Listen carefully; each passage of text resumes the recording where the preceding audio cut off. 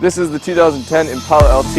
Today I'm going to show you its features and what it's all about, and just give a whole, straight up, complete, comprehensive review. Enjoy. So I'm just going to explain the front end first of all. I'm going to go around and explain the whole entire car and its looks and what's up. As you can see, it's all very black. What I personally did to this Impala was I got black lights, I blacked out the bow tie, and that's going to be a common theme with this car. So first of all, this Impala, and all Impalas of this generation, I believe it's the 9th generation, share the same front end as the Monte Carlo. The Monte Carlo did go out of production eventually. But yeah, so that's something interesting. If you've noticed, this one is equipped with fog lights. The LTs usually have those. This is the daytime running light. These are the normal headlights, and these are the brights. So what you can opt for with certain Impalas is either the lined grille with where it keeps going. It's almost a billet style, but it's, you know, plastic, and it's black plastic. Or you can get the grille mesh, where it's just a whole bunch of little diamonds.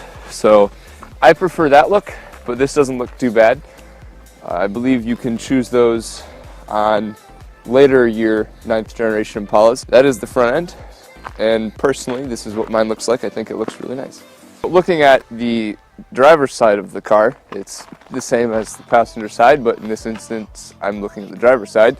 You can see that the car, like a lot of Chevys of this generation and a lot of modern ones, have this is chrome. This is a long plastic thing. This protects your door from getting hit by other doors in parking lots. So in newer Impalas, that's chrome. This one is plastic and kind of just trying to be hidden. You can see the door handles are either direction. It's not one of those stupid little lift ones. I like that. That's always good. These mirrors don't fold. That's a little unfortunate because you're kind of stuck with your car's width, your mirror width. As you can see, it's a very big four-door. If you open the door, it comes out about this far. The doors do have reflectors. I'll show you in a little bit. That way, if you're on the side of the road, you won't get hit, hopefully, if the other drivers in the road are paying attention. Also to note, the Impala has a quarter panel flare. I like this. It's kind of exemplified in the newer Impalas, but you can see it running along here and down the side like that.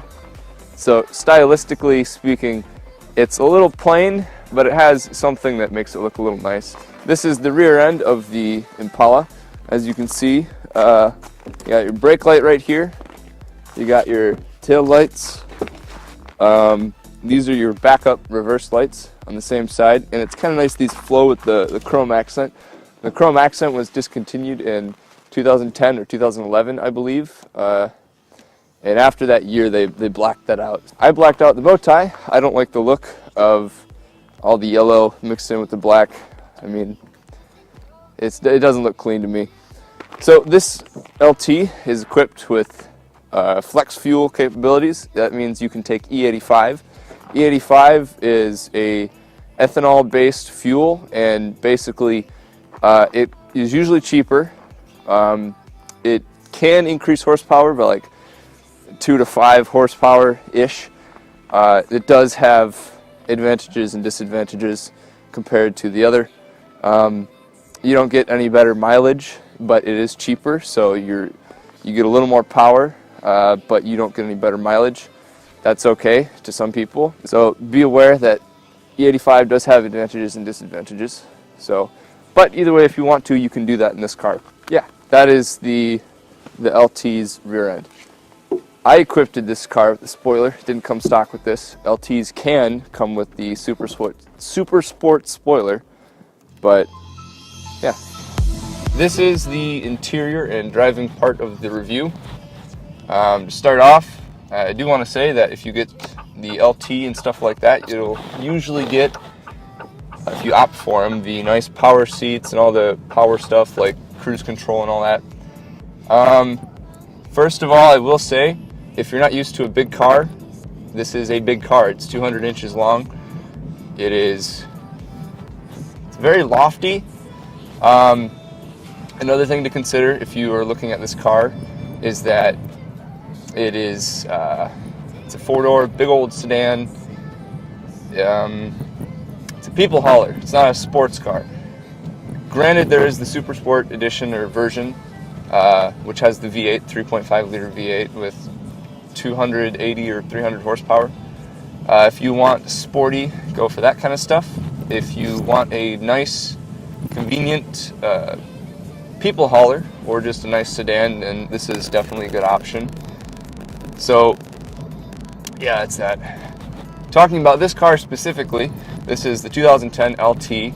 It has 210 horsepower, so you won't be worried too much about like getting onto the highway and being able to even haul some stuff like towing. I wouldn't with this car, but if you wanted to, you could. There wouldn't be much of a worry there. Another thing to consider is the interior. This is a very nice, simple interior. It has a lot of buttons and accents and stuff like that. If you get the LT, it'll come with a wood trim. If you get the standard LS or the Super Sport, you'll get a rather simple kind of gray or brushed aluminum dash. And what's also nice about the interior and stuff is that it's not just some stock Chevy parts. It is very much, at least the main dash on the passenger side, it has the Impala emblem and stuff like that, which is also nice. So you know what car you're driving when you're going down the street. Moving on to stuff that's below kind of the dash area and all the vents and stuff, there is the gear shifter, and I have something to say about it that it irks me. So the gear shifter, when you look at it, it has no indication directly on it what gear you're in, so you have to look forward while you shift. That's okay because it's very easy to see in the front, but a lot of people, and I know myself personally, would have preferred to see actually some form of indication there. So that's one thing to consider if that really irks you a lot.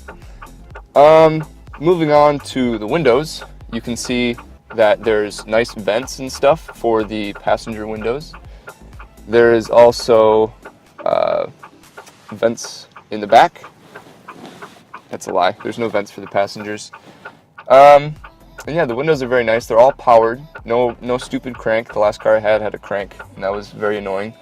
So, driver's side is automatic.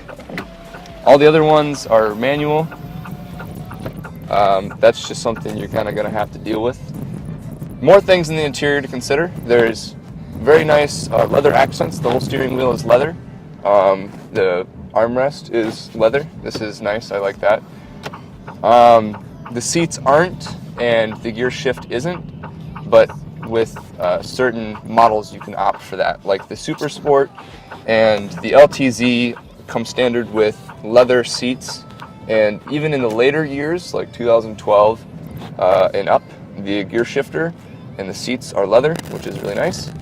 The back seats, which I'll show some pictures of, come equipped with a armrest and also a cup holder. So you fold it down and there's two cup holders there. That's really nice. More things about the back while I'm on that topic. You can actually pull the seats up and there's storage there, and while you're at it, if you need to put something in the back, you can put the bottom seats up, fold them forward, and then put the back seat, like this part, down, and then you have a flat surface where you can put a lot of big stuff. This car has a lot of space in it. And yeah, that's about most of the interior. One last thing to cover is the kind of roof area. So if you look, there's sunglass holder. That's really nice. Garage door buttons. So whatever type of door you have for your garage, you can set it up, program it. It's pretty easy. It takes a little bit, but that's nice to have. In the back, you got two dome lights. That's nice. They're not LEDs. They're the standard, like, very amber lights, but they do the job. And that's about it for the roof. There's chicken bars, chicken handles. You can see one right here. Each door has that. And the final thing really is that the mirror has auto dimming. So when you're driving at night, you Don't have to click some stupid thing, push it forward because there's a massive truck behind you. And there's map lights, which is super handy for this. So that's what's stock with it. I've installed a new head unit, which I think is a must for this car, because the stock head unit it came with was from cars of the year or the generation of like 2006 and later. It's kind of old and not really what I would want in the car, so you can go ahead and get this kind of stuff. It is a little costly. It is $300, but it's, I think, well worth it. That was my review of the Impala LT. Be sure to check out my Instagram, my Twitter, and my website. If you liked it, leave a comment and like below. Please subscribe. I wouldn't mind that. You don't have to, but I would much prefer that you do. And yeah, that was my review of the Impala. I hope you liked it. I'm going to go live my life.